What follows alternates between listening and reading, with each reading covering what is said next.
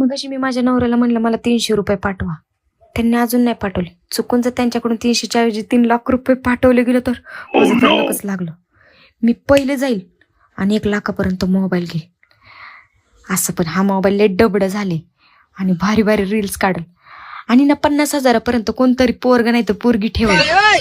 माझी व्हिडिओ काढायला भारी भारी व्हिडिओ काढ म्हणून 2-3 वर्षासाठी त्याला एकदमच 50,000 देईल आणि 50,000 रुपये मी त्या गोरगरिबांना दान करेल. दान केल्याशी मतलब लाख रुपये कशाला करायचे, 50,000 करेल. आणि आता उरलेल्या 1 लाखाच मी जाऊन मस्त मला पैकी ना साड्या घेईल, मेकअपचं सामान घेईल 50,000पर्यंत.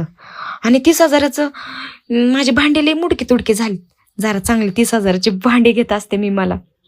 आणि उरलेल्या 20,000चं मी 15,000 रुपये मला सेविंग ठेवल, म्हणजे मिशोवाला ॲमेझॉनवाला आला की त्याला देता येते, काही पण ऑर्डर करता येते.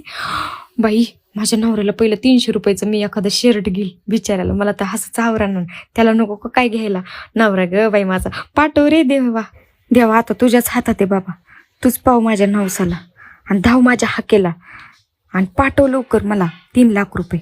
असं तर बाबा मला 30 रुपये पण लवकर देत नाही, पण 300 रुपये मागितल्यात, बघू उशिरा का वाईना पण ते 3 लाख रुपये येऊ दे.